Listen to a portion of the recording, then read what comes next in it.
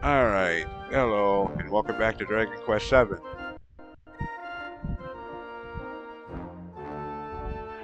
Okay. Okay, this used to be just that guy's house. Back in when we were here in the past.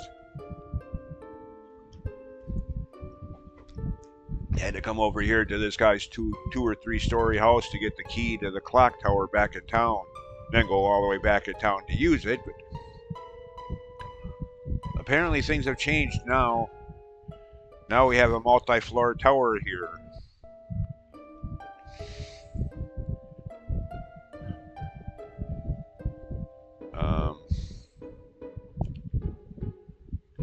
Did I? Oh.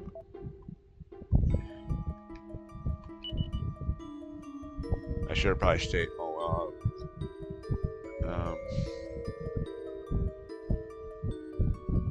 Okay, does this do as much damage as those kind of floors did in the early games? 120. No, okay, it's not like those striped tile floors in the early games where it was like 15 points of damage per step. Unless you had the safeguard spell, which wasn't even in the first game. Of course, there you had Erdrick's armor late game, but oh, that was just for a treasure chest. Oh, open.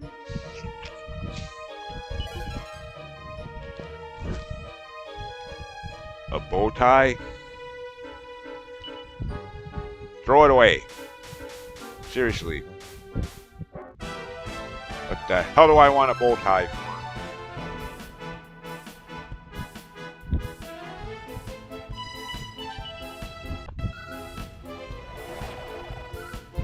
A rotten egg, huh? Kinda stinks in here. Ooh! Hooey!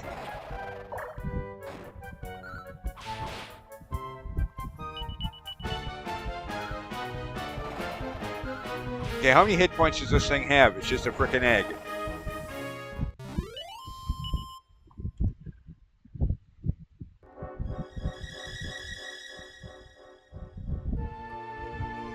Okay, there's obviously a switch up there that we're going to have to get to. Oh, come on now. It's not like they put that obvious switch there. Making sure you see it as you walk by. And then have it not be important to some puzzle before we're done here. If you think that's the case, you haven't played too many video games, I'm guessing. Yeah.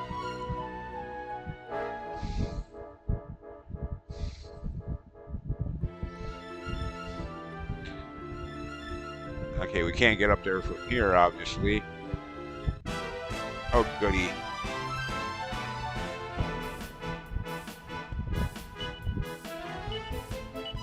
How much MP? Okay, we still have them. Well, since there's no bosses in this sequence, why not? Not like I gotta worry about saving MP for a boss battle.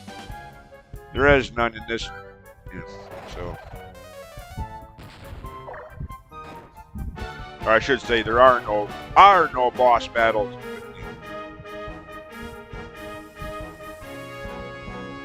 Not here, anyways. Just like any RPG dungeon, a lot of random battles.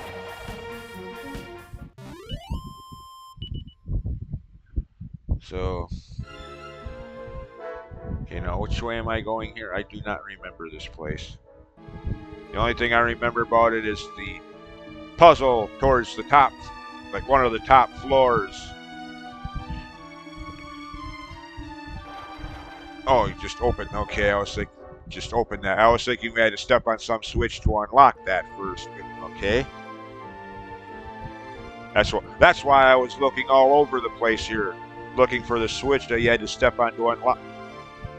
There I go again, overly complicating things, making them more difficult than needs be.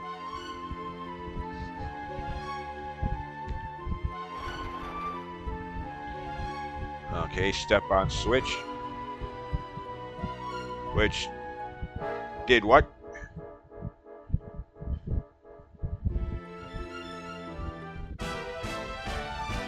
Okay, seriously, what the hell did that switch do?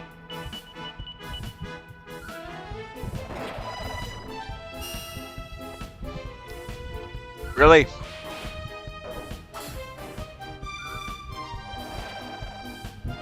I wouldn't worry too much about that dazzle spell. All three of us have boom, and one of us has kaboom. Dazzle may work on our physical attacks, but there's always still that to deal with. So yeah, silly game. I wouldn't get too worried about that dazzle bullshit.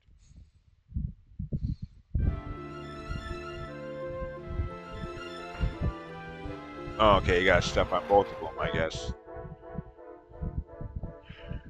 To open the gate forward. Okay. Now let me guess.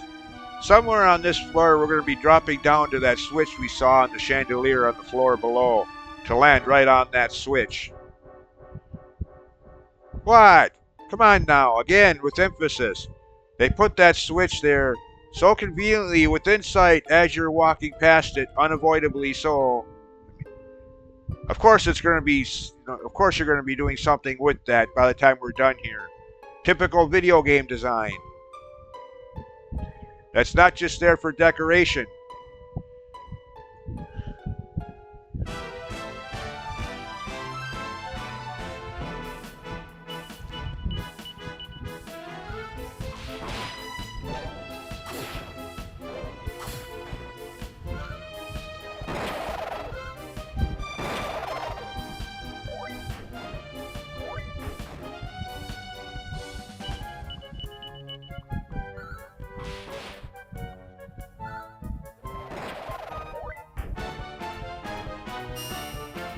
Really, dumbass? Dazzle that, you turd.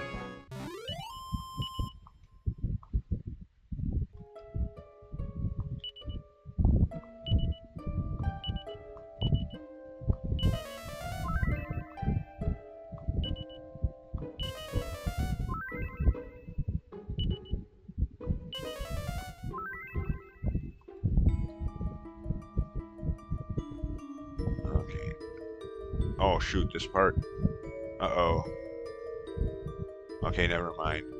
This ain't the part I was thinking of. One of those conveyor belt-like floors, you gotta be standing at just the right spot, from left to right, just the right row, or you fall down to the floor below. The passage forward is just one little narrow, yeah. If you're not on that row, in that row, so to speak, for lack of a better way of putting this, you fall down and have to work your way back up. Granted, it's only one floor, so it's not too egregious, but still.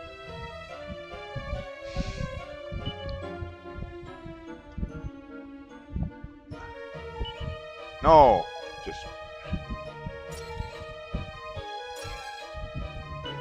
seed of resilience. Okay.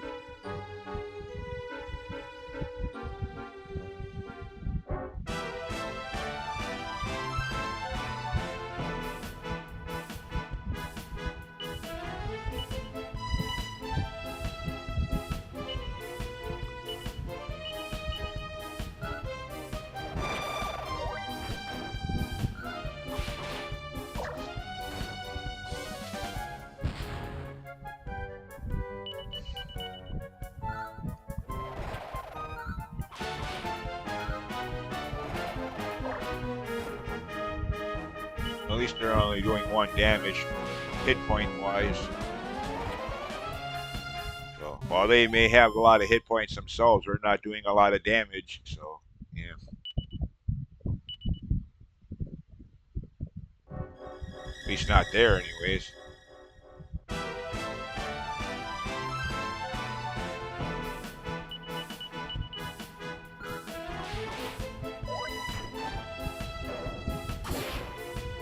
Okay, he's still going. Okay, that mantis, grasshopper, cricket, whatever the frick that thing is supposed to be, still does considerable damage. Well, 15 points, I guess, is hardly considerable, but if we had a group of like 3 or 4 of those and they all got a that could quickly add up 45 to 60. Really, game? Yeah, here we go again. Stereotypical RPG random battle crap. Every 5-10 steps. When you don't want them. Again, for the billionth time on this channel. You think you could get this many random battles this quickly when you're grinding, and then therefore do want them? Of course not. Don't be silly.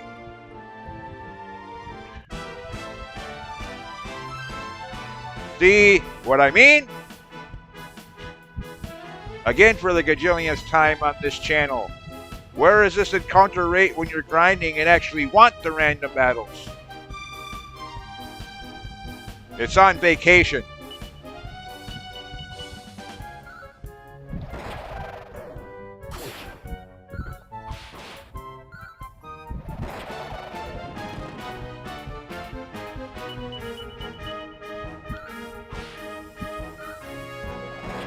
Besides that, the other thing that bothers me about that is you get, well, right now there's no puzzles in the area, so it's not that big a deal yet. But later, you know, in other cases, when you're trying to solve whatever puzzle the developers put into the dungeon, you're trying to solve that, and then on top of that, you got random battles to deal with. And oh, there's the part I was just talking about like 5 minutes ago.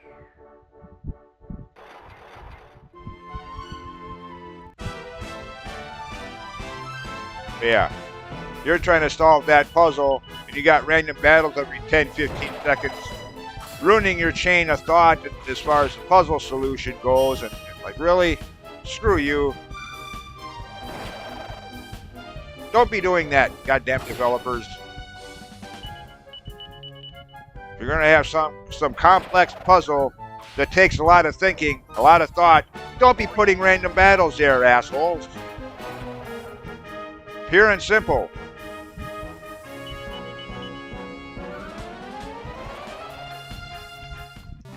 Unless you're sadistic motherfuckers that don't give it.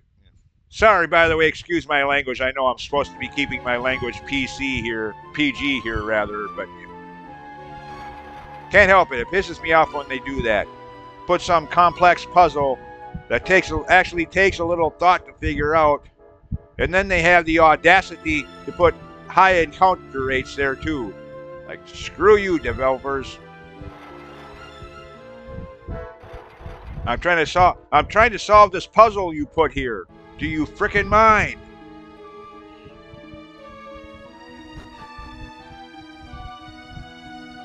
Again, that hasn't been the case here on this video yet, but okay, now if I remember right, it was on this roll. Are you really that eager to die that you had to chase after me to do so? Fine. Happy birthday. We'll even have a little festive fireworks for you.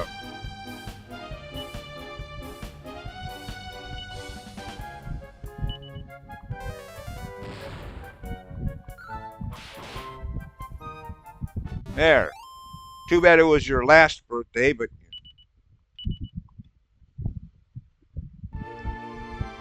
okay, got it right this time.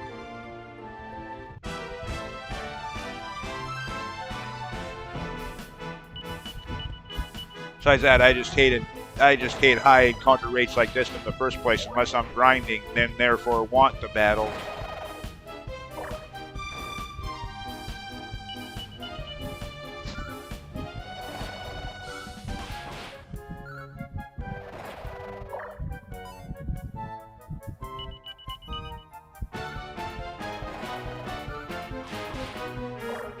Yeah.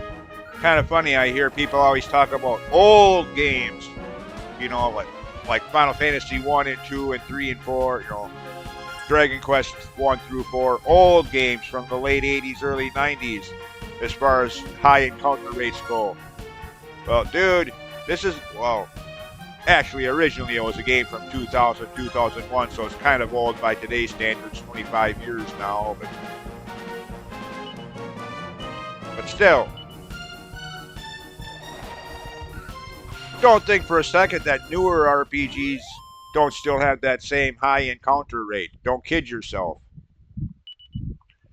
Granted, a lot of newer RPGs have the option somewhere in the sub-menus to turn off random battles, like the Final Fantasy Pixel remasters, which ain't really new games in general, just new versions of old games, have the option to turn off random battles entirely for a short time. Which, I'm not going to lie, can be so divine, especially in the first Final Fantasy game and that bullshit about the Earth Cave that I've mentioned many times on these videos and ranted about for what, 5 minutes when I played through the first Final Fantasy game, albeit the Pixel or the Game Boy Advance remake, but still. Going 3 floors in, fighting the vampire, walking your way back out, getting another item, then walking your way back in. At least on the Pixel remaster, you can turn off random battles during that backtracking padding.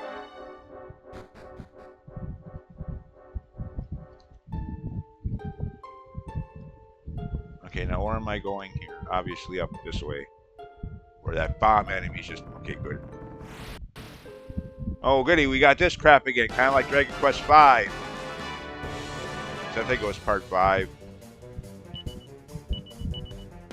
Or was it 4?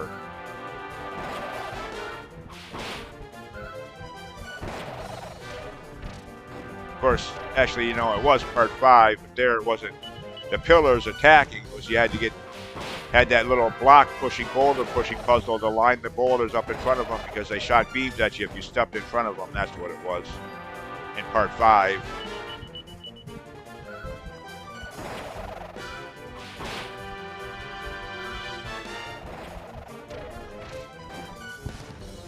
Ooh, ow, they do a lot of damage. Holy crap.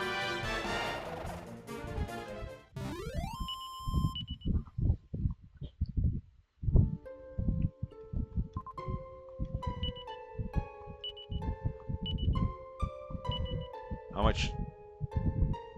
Oh, never mind. I don't care. Full heal myself. 6 points, okay. Of course, that's partially due. Actually, no, I'm not. Never mind. I was going to say that's partially due to Mastered Sage class and the half magic effect. But that's right.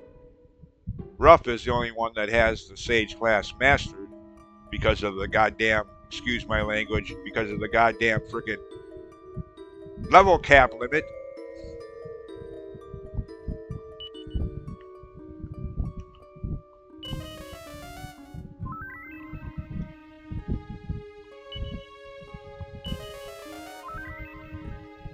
At least I think he's got it mastered.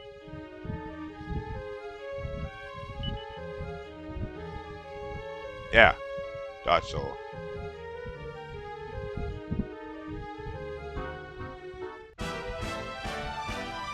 Okay, place your bets now.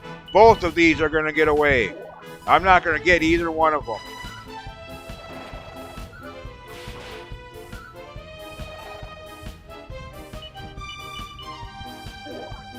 Okay, fine. I got one. Fine. Good thing I didn't actually bet anything. I would have lost that bet.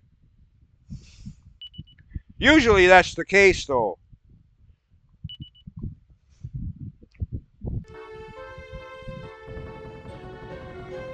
Oh, goody.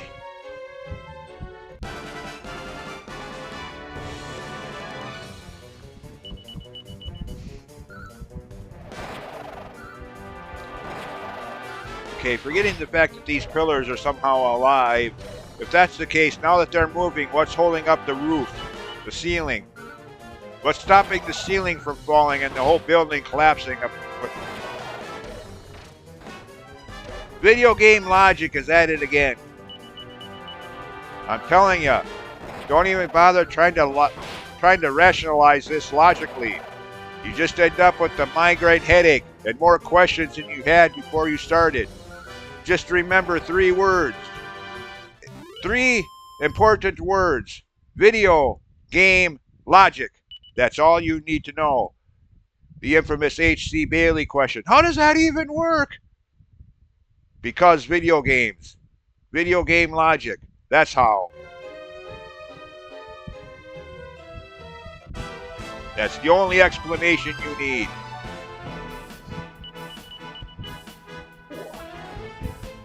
Walk on lava with only 1 hit point of damage.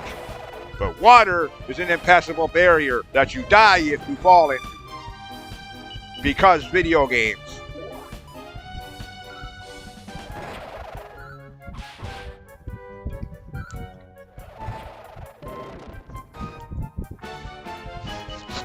And the pillars that are holding the roof, holding this ceiling up and keeping this building intact are now alive and attacking.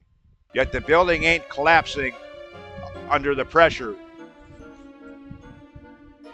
Because video games.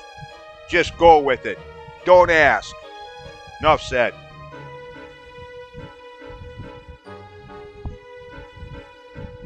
And why am I going backwards? Got too much into my rant about video game logic or the lack thereof. Lost focus on which way I was going. But seriously though, I mean, time and time again I hear people ask, how does that work? What? It works because video games. That's the only answer you need.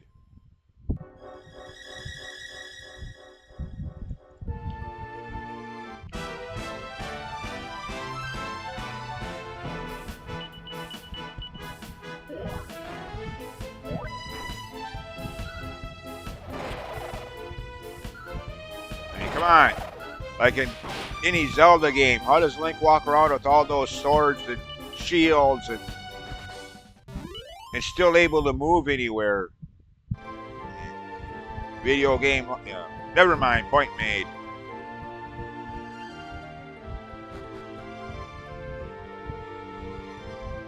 Yep, what'd I tell ya?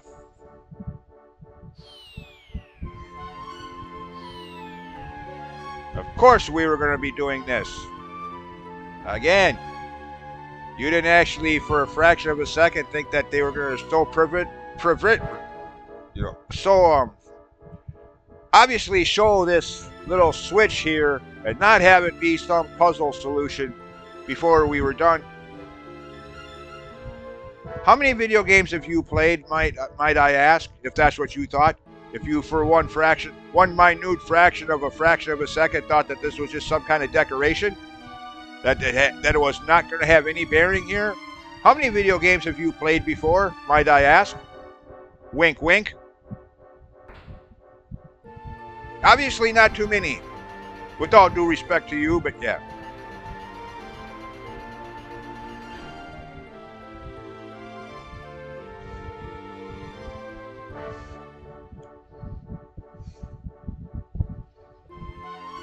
Oh goody. Gonna be barbecued. Screw it, I'll take the damage. Okay, I guess I won't get through that way. Guess I do have to open some door or unlock some gate. Can't just open it automatically like I did on the ground level. Fine.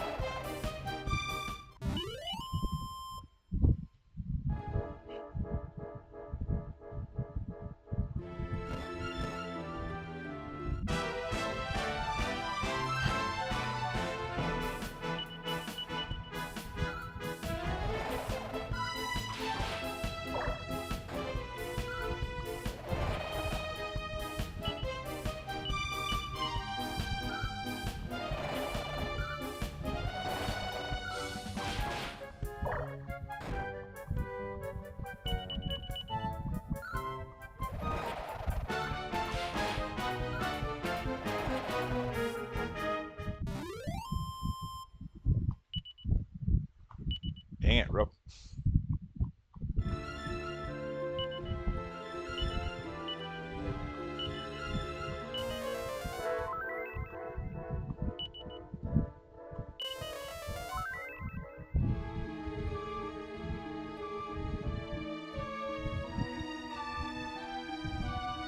Which way am I going from?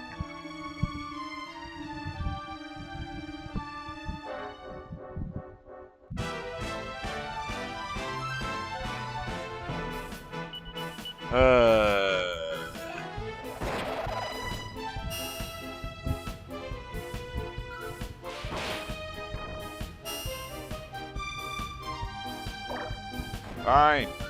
Have it your way, dipshit. Ugh.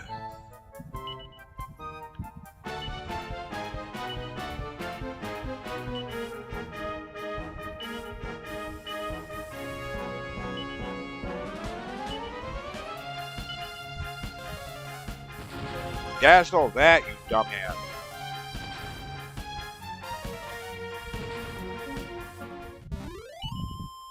Duh.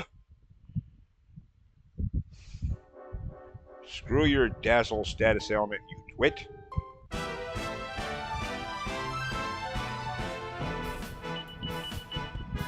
Why do you think I get so over leveled? So status elements have very little effect, if any. Wink, wink. Over level. Plow my way through any fool enemy that dares step in my path.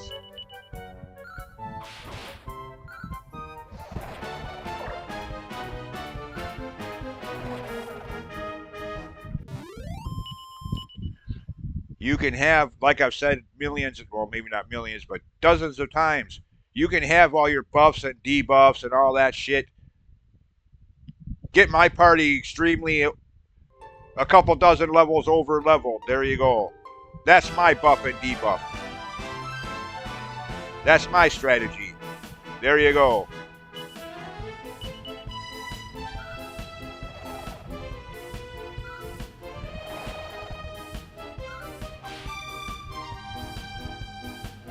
Except for, unfortunately, at least in this game, there is no metal slat. At least, I don't know, actually, it might be on some other job class that I haven't bothered to deal with.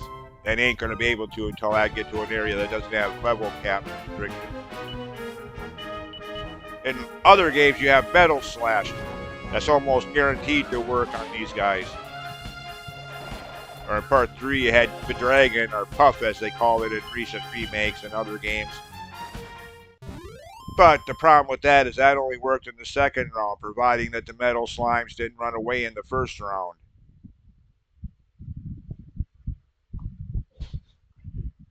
And even then ain't an ironclad guarantee that it's going to work in the second round either, because the person that casts that spell usually is the last one to have their move in that second round. So by then, yeah.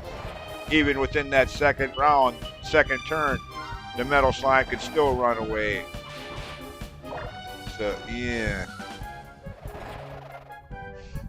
I think the developers realize that. That's what, to the best of my knowledge, that spell has never been back in any other Dragon Quest game since Part 3. At least not that I can think of right offhand.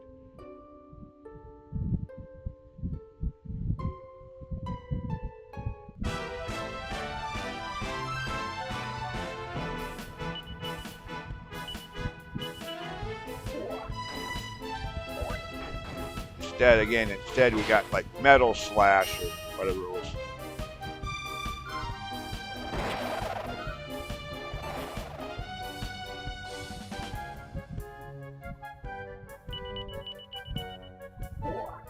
May not kill metal babbles or metal slimes right away, but it's almost guaranteed to at least do some damage. Won't have any of that mist or effective or ineffective or.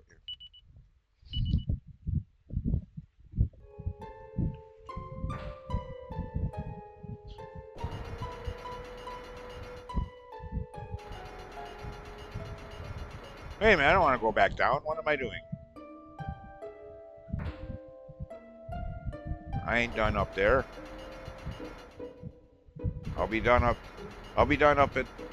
in these upper levels when I have all of the items I'm here for. Let's see, do I want to go this way? Ow, ow, ow, ow, we just got roasted. Okay, there's... Of course you will, game.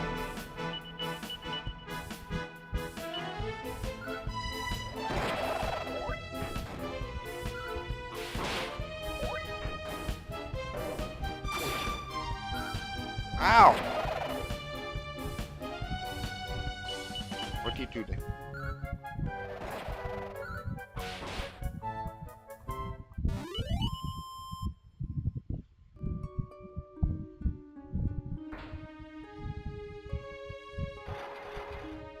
Okay, so... Oh, that's all. Alright, as long as I'm here, let's... No, no, no. Oh, come on. Open the chest, stupid. Oh, yeah, do it. Examine.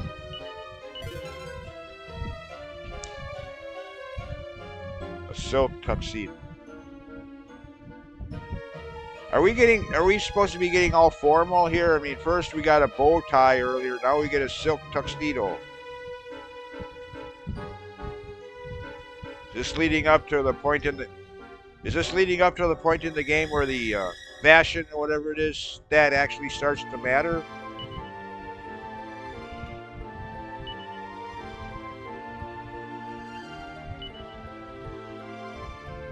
Or style, rather. We're getting closer to the point of the game where the style stat is actually going to start mattering for something, like it did in part 6 for a short time.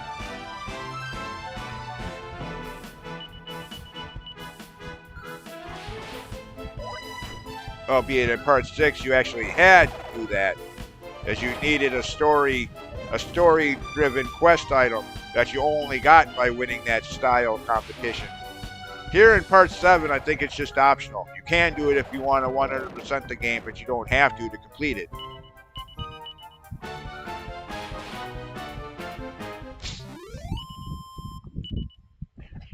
As the items you get for winning and have nothing to, aren't any quest items that you absolutely need to unlock any dungeons or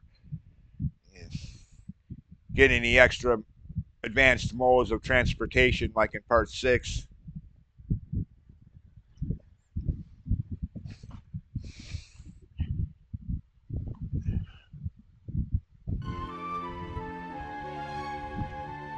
Would you go away, losers? Okay, step on the switch, stupid. Oh, you already did. Okay, never mind. Okay, never mind. I'm the idiot now. I'm going the wrong way. Yay! Hooray for self-embarrassment. Holy shit, it's 32 minutes already?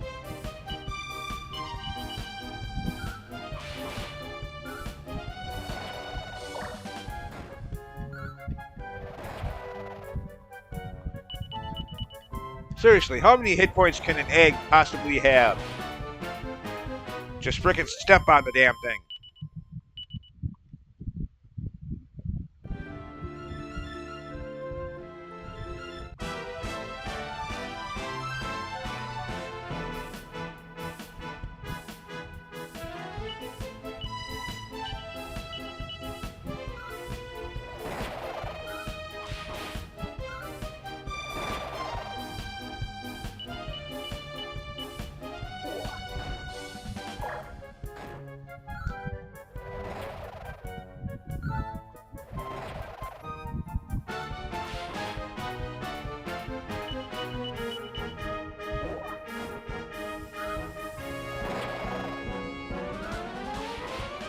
Do you mind, you stupid shit? Just die. Nobody is gonna miss you.